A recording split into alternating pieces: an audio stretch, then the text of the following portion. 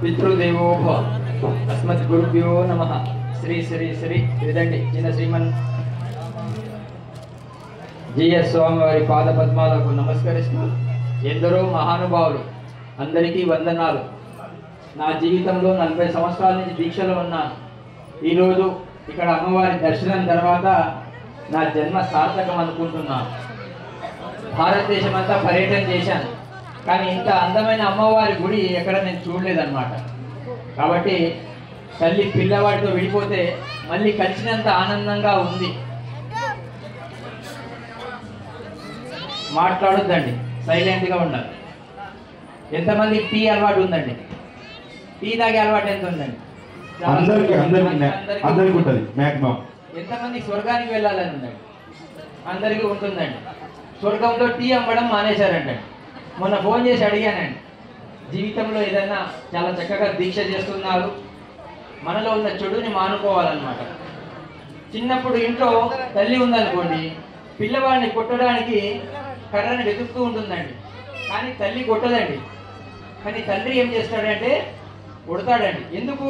ఆ పిల్లవాడు బాగుపడాలని కొడతాడనమాట. తల్లి ఏం చేస్తుందంటే పిల్లవాడిని సంకలో కూర్చోబెట్టుకుంటుందండి. ఆ తల్లి దృష్టి ఎక్కడి వరకు వెళ్తుందో పిల్లవాడి దృష్టి కూడా అక్కడి వరకు వెళ్తుందండి. కానీ తండ్రి అట్లా కాడండి. ఎక్కడ కూర్చోబెట్టుకుంటాడండి? తండ్రి భుజాల మీద కూర్చోబెట్టుకుంటాడు. దేనికోసం? నాకన్నా నా పిల్లవాడు గొప్పవాడల్లా, నేను ఎక్కడి వరకు చూస్తున్నానా దానికన్నా గొప్పగా నా బిడ్డ చూడాలనుకుంటాడండి. జీవితంలో తల్లిదండ్రులే మనకు పార్వతీ పరమేశ్వరులని. తల్లికి మించిన దైవం లేదండి. కాకి కూడా అన్నం పెట్టకుండా కోట్లు సంపాదించేవాడి కన్నా, కూటికి లేకున్నా కన్న తల్లిదండ్రుల సేవ చేసేవాడే కోటీశ్వరుడు అండి. జీవితంలో కోటీశ్వరుడు కావాలి అంటే ఆ తల్లిదండ్రుల సేవ చేయాలి అంటే. చిన్నప్పుడు మనం ఎండాకాలంలో చెప్పులు వేసుకొని స్లిప్పర్ వేసి నడుస్తుంటామండి. అది మనల్ని కాపాడుతుందండి, కాలకుండా కాపాడుతుంది. అదే వర్షాకాలం వచ్చే వరకు ఆ స్లిప్పరే మన మీద బురద చల్లుతూ ఉంటుందండి. చెల్తుందా లేదండి? జీవితంలో 4 కష్టమైన పనులు అంటండి.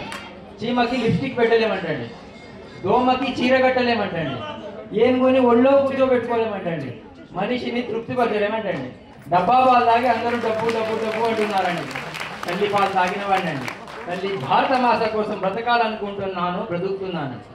టీచర్ పిల్లవాడిని అడిగిందంటండి, జగన్నాథ్ టెంపుల్ ఎక్కడుంది అని. ఎక్కడుందండి? పూరి అంటారు, పూరి జగన్నాథ్ అంటారండి. పిల్లవాడు పూరి అని రాశాడంటండి. వెనక వాడి కాపీ కొట్టాలంటండి. వాడు అనుకున్నాడంట, నేను పూరి రాస్తే టీచర్ తెలిసిపోతుందని వాడు చపాతి అని రాశాడంట. 2 ఆన్సర్ పేపర్ టీచర్ దగ్గర వెళ్ళిందంటండి. టీచర్ కూడా ఆన్సర్ తెలియదంట. టీచర్ నెత్తిపోకుంటుందంట ఎన్ని మార్కులు వేయాలి అని. టీచర్ అనుకున్నదంటండి, పూరి అయినా చపాతి అయినా గోధుమ పిండితోనే 2 వంద వేసేసిందండి.